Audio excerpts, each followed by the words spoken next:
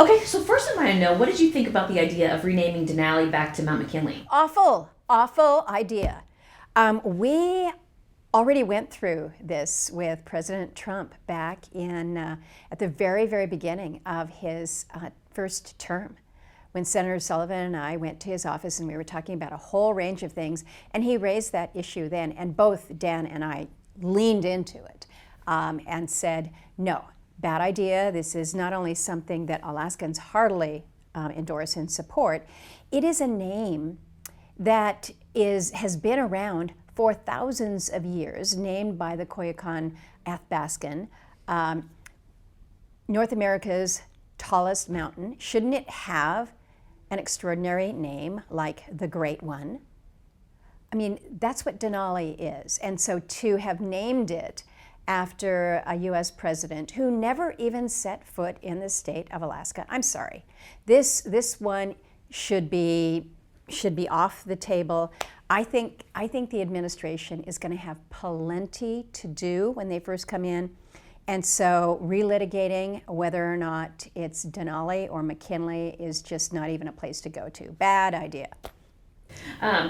What do you think about the idea of Elon Musk seeming to have so much control or space for his opinion under this new coming? I tell you, it's a little concerning for me as one who really values the fact that that as an elected member of Congress, you come in with the endorsement of your constituents. You're the representative of the people.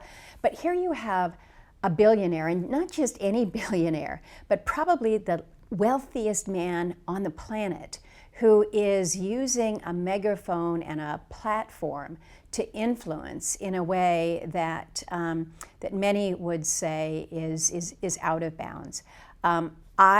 I look to just the recent example of what we went through just several days ago, where we were trying to make sure that the government did not shut down, that it was not going to have negative impact on whether it was our Coast Guard men and women who would have been directed to go out and save lives out in the waters, but you'll get your pay when the government opens back up again, or for those who might be flying to come and visit family in Alaska, and their travel might be impacted because of federal employees at either the TSA or FAA, and to suggest that somehow or other it doesn't hurt families. Well, it doesn't if you are a multi-billionaire, but it does hurt the average American. And so I have a little bit of concern about what is seemingly an oversized role. Now, I don't disagree that having somebody to kind of do this effort on government efficiency is great. We need to do more oversight as a Congress. We need to do more to kind of narrow in on greater efficiencies. So President-elect Trump has asked not only Elon Musk, but Vivek Ramaswamy to come in and kind of spearhead this as volunteers. Nothing wrong with that, and I think we're probably going to get some very interesting ideas out of that. But I do have some concerns that, again, he is using a platform to influence things very early on in this. I mean, it's not even the new administration yet. We are still 30 days from a new administration, and we're already seeing this oversized influence. When was the last time you spoke with Donald Trump? I have not spoke with him since he has become elected. No. You mean since the last election? Yes. Okay. Yeah. Did you speak to him after he won? No. No. You've recently said that you weren't attached to the label Republican. Mm-hmm. Do you want to expand on that? Sure. I was attending a gathering of what is known as the No Labels Coalition. This is a group of individuals, not just in Washington, D.C., but really from around the country, that have been concerned about the growing influence of the extremes in both parties, both Republicans and Democrats, and the fact that for so many in this country, they don't really feel like they have a political home. They don't align themselves neatly with the label of either party. And so I was asked about that, as I have said previously, that I feel I represent Alaskans first, not the Republican Party of Alaska, and not just Republicans, even though that is my party label. But I feel like my responsibility, my obligation is to all Alaskans, and so I don't hold on to that party label. I conference with the Republicans. I still declare myself as a Republican, but I am an Alaskan first. And so when I say I don't feel like I have to wear that label in order to best represent Alaska, I feel that I am Lisa Murkowski, a representative for the state of Alaska. And so the convenience of kind of sticking a label on somebody and saying, oh, well, now I know what he or she believes, I think that that's kind of lazy politics. Since having spoken with Pete Hegseth, what are your thoughts about his confirmation? So I have done with Mr. Hegseth what I have done with all the other nominees that I have met with. Probably close to a dozen now. I sit down with them usually about an hour within each individual, and it's in the privacy of my own office. They have a couple of their Sherpas, as they call them, but people within the transition team that kind of are there as note takers. But this is my chance to ask them the hard questions outside of cameras, outside of committee hearings. And so I asked very directly about the allegations that have surrounded the nomination of Mr. Hegseth, everything from the allegation of sexual assault, the drinking concerns, the allegations of mismanagement within the two nonprofit veterans organizations, and about his very partisan experiences of late, because the Secretary of Defense is not only a position of significance within the cabinet. This is the individual that oversees all of the services. So every military man and woman, every service man and woman looks up to this individual.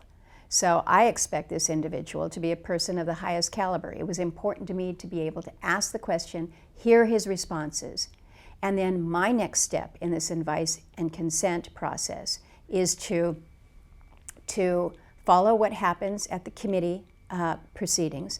But even prior to that, we will receive more vetting from the administration. That is what is happening right now. So whether it's Mr. Hegseth or whether it is Robert F. Kennedy Jr., who I've also met with, Tulsi Gabbard, who I've also met with, the head of the potential head of the CIA, the Department of Interior, the Department of Energy. I am doing all of this due diligence as part of the advice and consent. So I have not given a predetermined outcome on any of the nominees yet, because I think that that's premature, and it truncates my responsibility, my constitutional responsibility under the role of advice and consent to make sure that I am doing what I need to do prior to the time when the individual will be coming before either the committee that I serve on or the vote in the Senate. So including Hegseth, you have not made a definite opinion or a yes or no stance on anybody? I have not stated publicly that I am a yes or no on any one of the nominees, either those I have met with or those that I anticipate to meet with in the coming new year. Do you want to state publicly now what you think of them? No, because I'm not done. I have just started. And I think this is important to just take a little, just an extra second here, because many people do not understand clearly the role of the Senate in confirmation. It is specific and unique to the Senate. The House has no role whatsoever. It's up to us, and it is pursuant to the constitutional responsibility of those in the Senate to give what is called advice and consent. And what people focus on is the consent part of it. That's where we weigh in with our vote, either holding it or granting it. But the advice part is an important part as well. The advice is when you're coming to me as a nominee and I say, I think that there's some challenges to your nomination that I would like some clarification on. And I need you to help me with that. And if you can't help me with that, then there might be a problem here. So that part of the advice role is something that, quite honestly, the public doesn't see a lot of. But that is the preliminary function before consent. And that is what is going on right now. What do you think a second Trump term will be like? Well, I think it will be a lot more focused. I think President Trump in his first term learned a lot. I think he learned that the Congress has a very specific role, and it's not one where you just can kind of run roughshod over. That we are our separate but equal branch of government. It might not seem that is respected all the time, but I think he has come to appreciate that, and how it will benefit him in his initiatives to be working constructively with the Congress, and the fact that you will have a Republican House and a Republican Senate should really help benefit him in advancing his goals. And I'm looking forward to, particularly when it comes to the energy initiatives, really being able to do some good things for the country and do some good things for the state. And so I think we will see some examples that we saw from the Biden administration, where President Biden used executive orders much more freely. We bore the brunt of many of those here in Alaska, much to the dismay of the delegation. And so I think you should expect to see President Trump do the same. So I think there's some areas where, again, he learned from his first term. He's had 4 years to think about how he might allow for some policies to move forward that perhaps would be more enduring. So I think you're going to see a smarter President Trump in the second term of his presidency. It's been kind of suggested that he can be thin-skinned and vindictive and hold a grudge. Do you have any concerns about working relationship with him and yourself? I don't, and I say that recognizing that President Trump did not support me in my most recent reelection. I get that. But I also get that he wants to do many of the same things that I would like to accomplish. And so as we seek to build out Alaska's energy assets, as we seek to do more with critical minerals and reducing our vulnerability in this area, I think we have common ground. And so there are areas where we can work together. And I think that President Trump is smart enough to realize where he needs allies to advance his initiatives. And so it may be that in certain areas he will poke. I have never been shy in being direct and calling things out when I feel that they are wrong and inappropriate.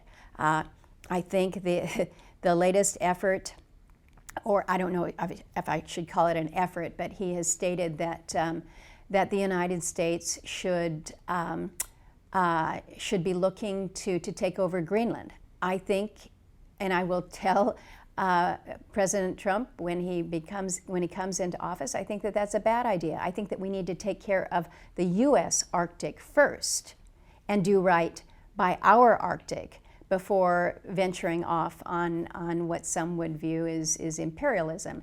And so I'm not shy. I recognize what my role is in the Congress. It is clearly different than the executive role. But I have been elected by the people of the state of Alaska. I will continue to represent them in a manner that I feel is best for their interest, and not be afraid to stand up to whomever may be pushing against our interests. In the same vein, should we take over the Panama Canal? I'll say the same thing that I said about Denali. I don't think we need to relitigate this. That was a treaty arrangement back decades and decades ago. This is not a situation, I think, where we need to create issues where issues are not there, and going in and reclaiming areas after agreements have been made and have been put in place for decades and decades, and levels of reliance on them, is not what we need to be doing. The president has made it very clear, and I think many, many people in this country supported him for a second term because of his promises to do more on the southern border. Let's focus on that area rather than going all the way down to Panama. And what did you think of all of President Biden's taking people off the death penalty for the federal level? Yeah. You know, in a way, it didn't surprise me when Biden came into office. He made very clear his opposition to the death penalty.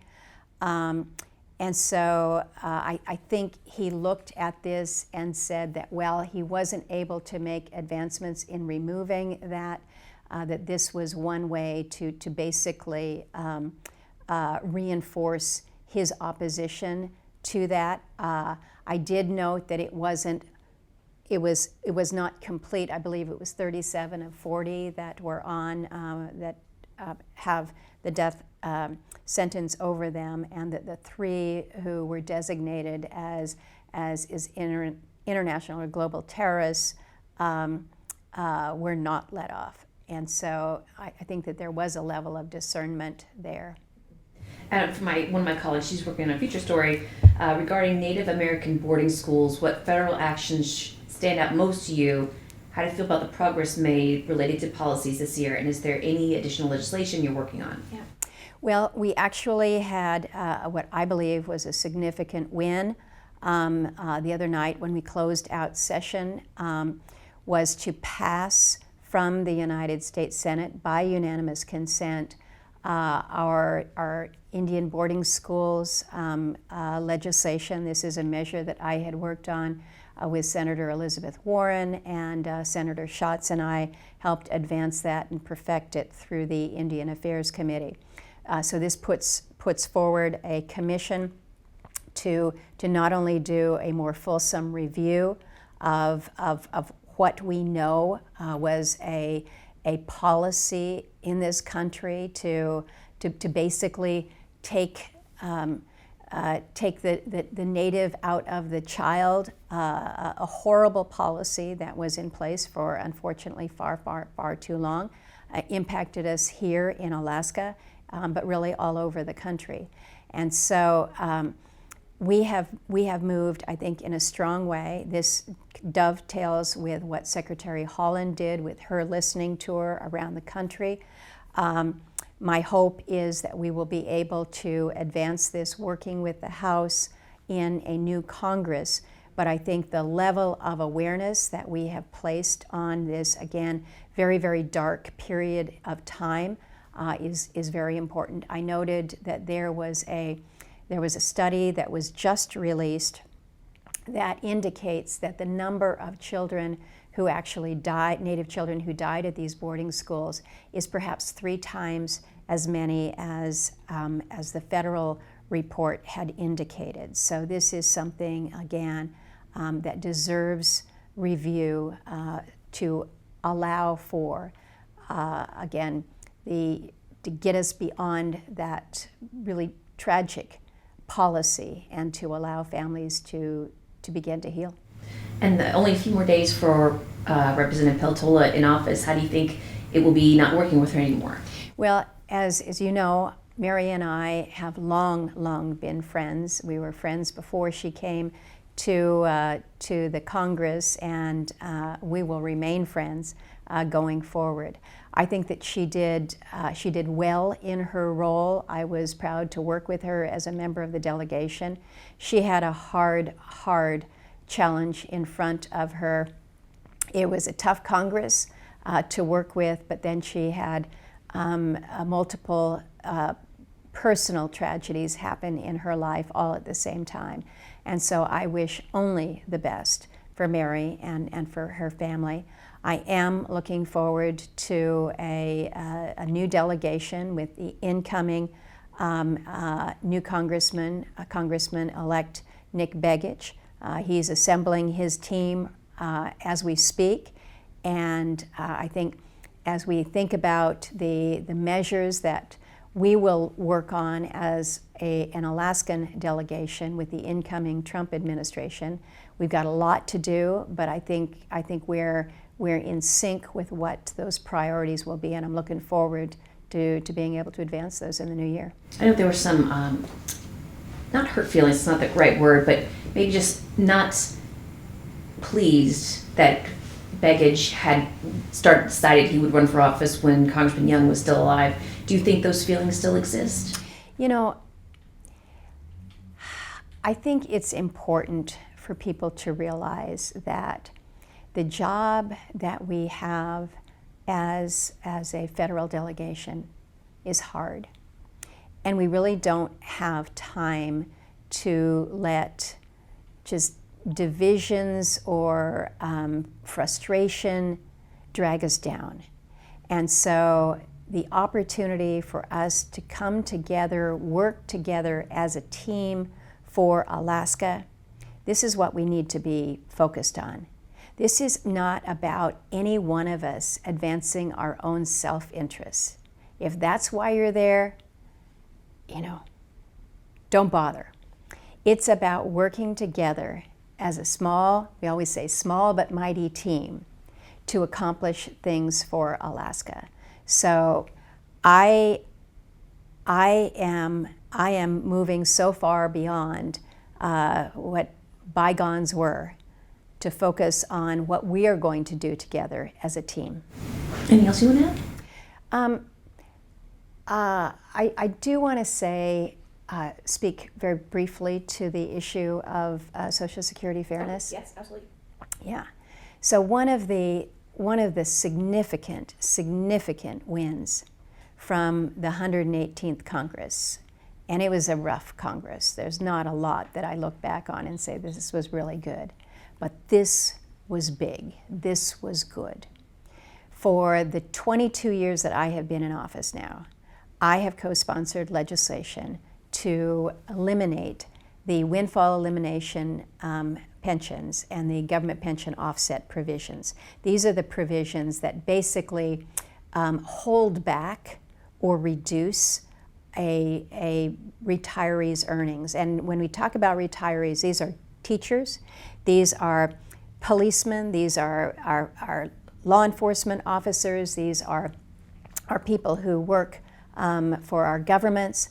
These are hard-working people who just because they happen to be in a state like Alaska, and just because of the career choice that they have made, get less of their earned Social Security benefits than they should otherwise. This is an injustice that has needed to be remedied for decades now. And so we finally were able to pass that through the Congress. Now it's not that it is going to be perfect going forward. We're still probably going to have to address the formula, and we'll have an opportunity to do that. But this is hugely significant. And I can tell you, I was coming back from Washington, D.C. the other day, and I'm in the Seattle airport. I had no fewer than 5 people come up to me as I was waiting to get on the plane in Anchorage to say, thank you for finally passing that. And they shared their stories with me. 2 of them were teachers. Another one was a federal employee. Federal employee. I mean, these are people who did not get wealthy as they worked over the years. These are people like a person who was a teacher part-time and then a commercial fisherman and then worked for Forest Service for a little bit and then BLM for a little bit. And the one fellow, 82 years old, and he's still working because his Social Security benefits have not been what he had paid into them. So this is big. It is truly a Christmas gift for so many Alaskans, and I'm really proud of the role that I was able to play to try to bring this over the finish line.